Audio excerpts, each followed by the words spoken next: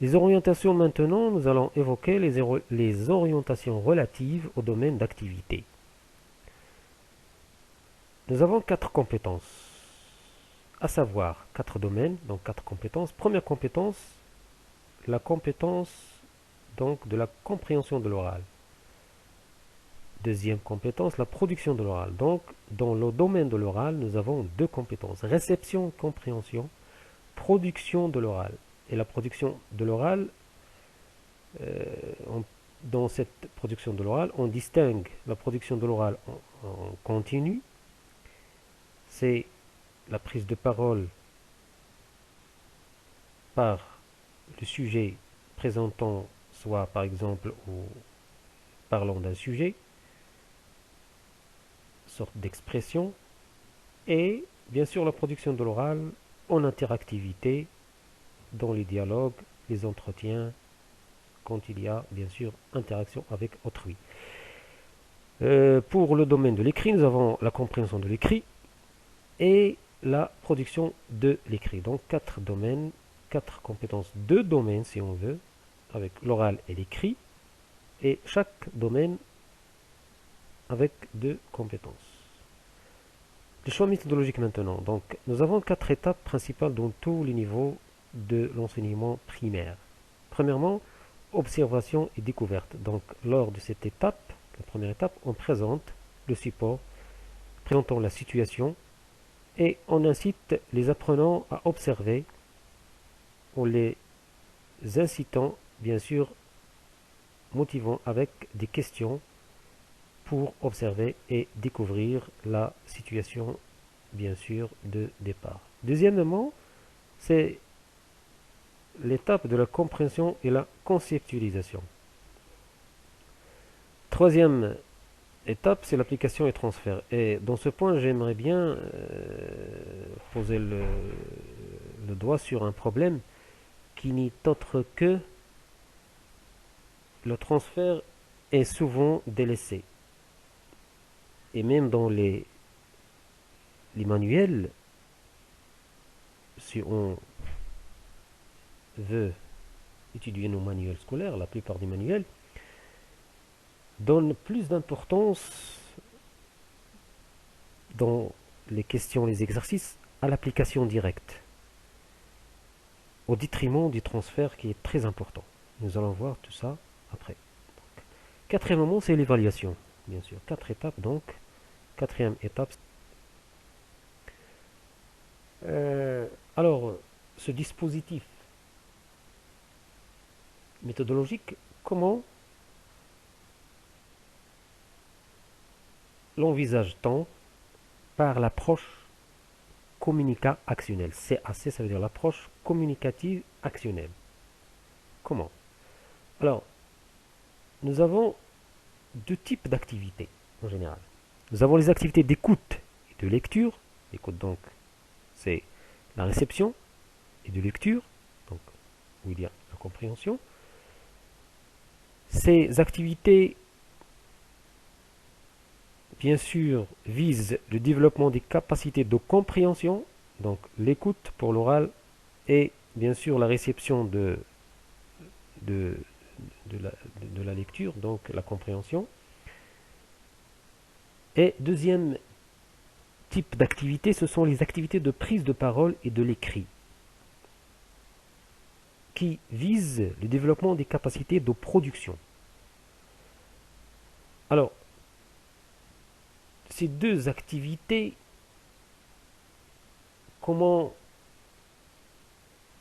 on procède pour les développer, pour les concrétiser, les pratiquer au sein de la classe pour développer les deux capacités de compréhension et de production, par le biais, en partant d'une situation, des situations de communication variées, plus des situations pédagogiques ou didactiques, ça veut dire l'analyse didactique.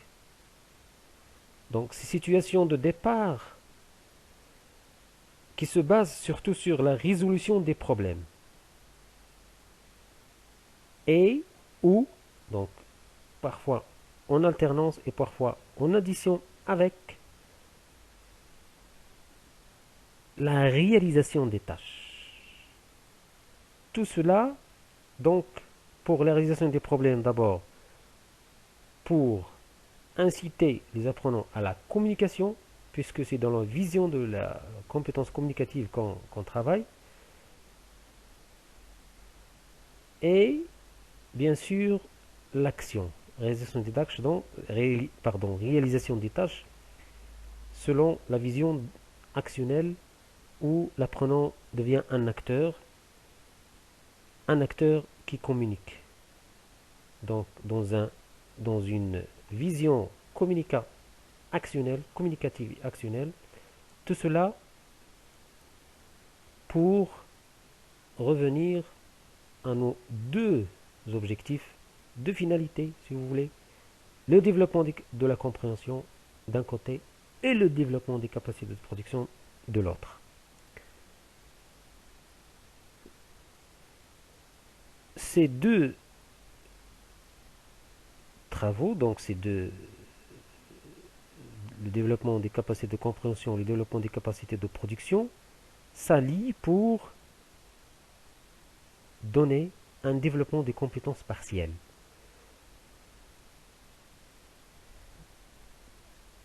Que veut dire compétence partielle d'abord?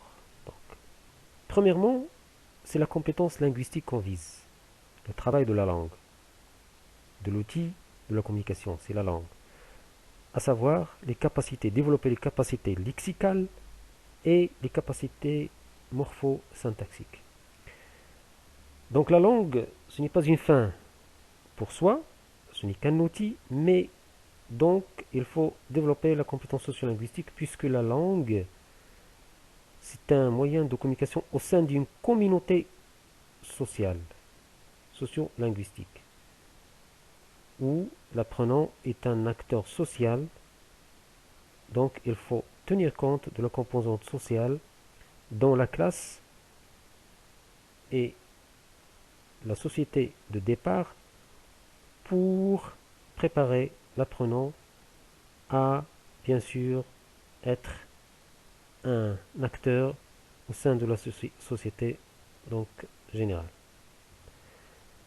Troisième compétence, c'est la compétence pragmatique, c'est-à-dire la situation de communication et les visées de la communication, les différentes visées de la communication, pour agir sur le monde.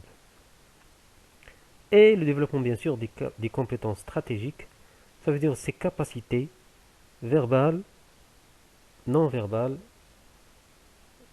que l'apprenant doit acquérir pour développer la compétence communicative. Donc ces quatre compétences, compétences linguistiques, compétences sociolinguistiques, compétences pragmatiques, compétences stratégiques, composent la compétence de communication.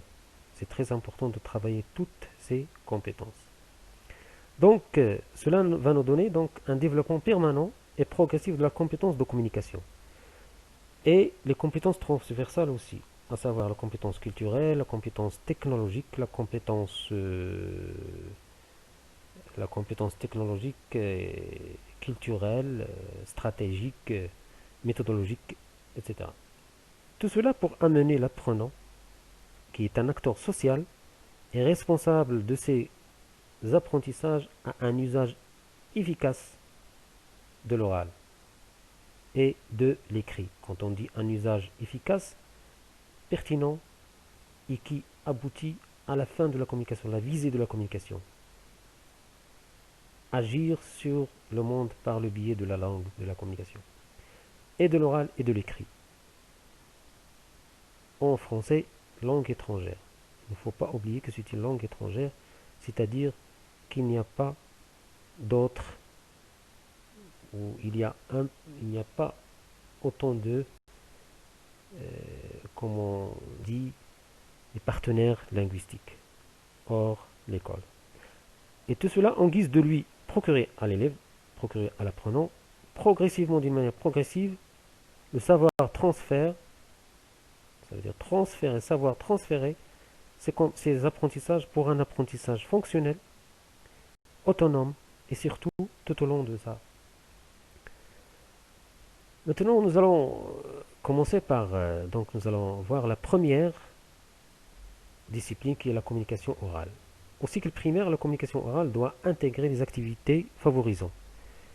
Premièrement, la réception de l'oral par l'apprentissage des stratégies d'écoute et de compréhension. Les stratégies d'écoute et de compréhension, c'est très important. Et la production de l'oral par l'acquisition des stratégies de prise de parole. Donc, réception de l'oral et compréhension de l'oral, stratégie d'écoute et de compréhension. La production de l'oral par le biais des stratégies de prise de parole.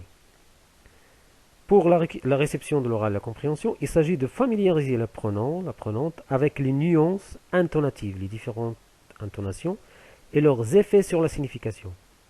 De le sensibiliser à l'expressivité et de l'initier progressivement à percevoir l'essentiel d'un message oral, la perception et la compréhension de l'essentiel du message oral. Cela peut être envisagé par les activités qu'on propose. Il y a d'autres. Première activité qu'on peut travailler avec les enfants dans cette visée, donc c'est écouter, comprendre un texte, une chanson, une comptine, un poème, un conte, une scénette, des interactions entre locuteurs, etc. Deuxièmement, on peut envisager l'activité suivante, écouter, comprendre des annonces, des instructions orales, consignes, conseils, mises en garde, des enregistrements divers et podcasts. Aussi, on peut travailler suivant l'écoute d'une présentation, écouter une présentation en utilisant les médias. Pour la production de l'oral par l'acquisition des stratégies de prise de parole, donc l'apprentissage du savoir-faire linguistique visant la maîtrise progressive du discours oral. C'est très important de procéder à une façon progressive. L'accent doit être mis sur la réalisation des tâches, selon la vision actionnelle, et sur, bien sûr, l'action. Alors, les actes de communication ont pour rôle de fournir à l'apprenant, l'apprenante, des outils nécessaires pour agir, faire et dire. Cela est envisageable par les activités orales diversifiées. À titre d'exemple, cibler l'intention du message, établir et soutenir le contact, donc selon les fonctions de Jacobson, fonctions de communication. On travaille les activités selon la fonction de communication qu'on va travailler. Utiliser une posture et des gestes appropriés, contrôler sa voix, l'intonation ou le débit, employer des mots précis, appuyer son message, clarifier son message, donner son opinion, exprimer ses sentiments, communiquer un message dans ses propres mots, justifier une réponse, préparer une présentation, répéter sa présentation, auto-évaluer l'efficacité des habiletés de prise de parole. Donc voilà pour la communication orale et voilà pour la première partie de cet exposé. Je vous donne rendez-vous pour la deuxième partie. Merci de votre attention.